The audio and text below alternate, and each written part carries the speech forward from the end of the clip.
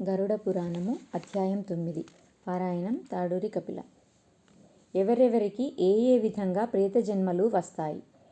ఈ సందర్భంలో బభ్రువాహనుడు ఆ ప్రేతరూపంతో ఇలా అన్నాడు.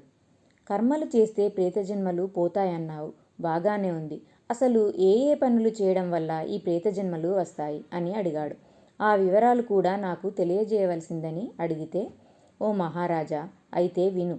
ఎవరు ప్రేతరూపం పొందుతారంటే బ్రాహ్మణ దేవతల ధనాన్ని అపహరించే వారికి ప్రేతరూపాలు వస్తాయి. గుడ్డివాళ్ళ, మూగవాళ్ళ, కుంటివాళ్ళ, స్త్రీ యొక్క ధనాల్ని, వస్తువుల్ని మోసం చేసి అపహరించేవారు ప్రేత జన్మని పొందుతారు. తపస్వి అయిన స్త్రీని, సొంత గోత్రంలోని స్త్రీని, పరపురుషుని భార్యను సంగమింప సిద్ధమయ్యేవాడు కూడా ప్రేతరూపి అవుతాడు. కమలాలను గాని, బంగారం కానీ, నవరత్నాలు గాని, ఆడవారు వేసుకునే రవికలను గాని అపహరించిన వాడు కూడా ప్రేతజన్మని పొందుతాడు. సమరభూమిలో శత్రువులకు భీతిల్లి పారిపోయేవాడు, ఇతరుల ఉపకారాన్ని మర్చిపోయేవాడు, ఉపకారం చేసిన వాడికి అపకారం చేసినవాడు, ఇట్టివారు కూడా ప్రేతాత్మ జన్మలను పొందుతారు. ఇది యథార్థం. ఇంతటితో 9వ అధ్యాయం సమాప్తం. ఓం నమో నారాయణాయ. ధన్యవాదాలు.